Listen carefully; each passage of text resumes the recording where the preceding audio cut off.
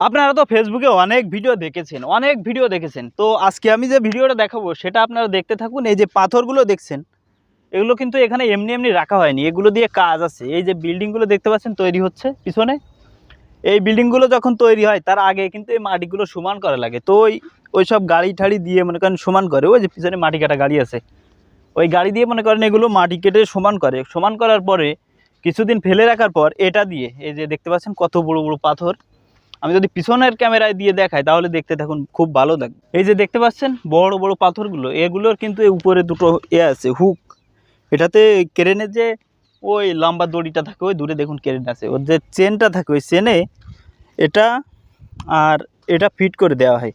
Fit করে দিলে এগুলো কিন্তু যতই বড় বড় হোক না কেন, দেখুন এর সাইজটা দেখুন, এগুলো একটা ওজন 100 মনের উপরে। 100 মন তো কয় কেজি, 100 মনেরও উপরে হবে এক একটা। এই 100 মনের এই পাথর দিয়ে মনে করেন এই মেরে মেরে এরপরে সমান করা হয়, বাড়িয়ে বাড়িয়ে এগুলো মাটিগুলো চাপিয়ে দেওয়া হয়, তারপরে এখানে রুম তৈরি করা হয়। আর তারপরেও কিন্তু শুধু যে এগুলোই বাড়িয়ে সমান করা হয় তা কিন্তু না, এরপরে কিন্তু ওই পিলারগুলো পোতা হয় এখানে। ওই যে দূরে যে পিলারগুলো দেখছেন, এগুলো এই মেশিন দিয়ে খুব শক্তিশালীভাবে এগুলো দিয়ে বাড়ি দিয়ে সমান করা হয়।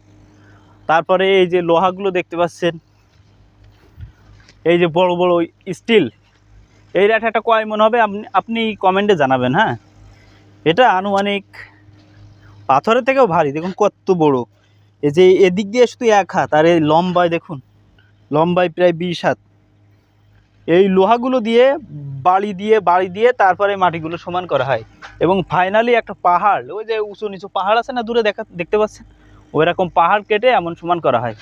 তারপরেও কিন্তু সমান হয় না, যেখানে ছাও সেখানে আবার মাটি দিয়ে বেঁধে দেওয়া হয়। নিচে আবার প্রজেক্ট আছে, চারিদিকে দেখতে পাচ্ছেন লঙ্কান হয়, প্রচুর কাজ কিন্তু এখানে। আর এই কাজের কারণে কিন্তু আমরা অনেক প্রায় কোটিখানিক প্রবাসী এখানে কাজ করতে পারি।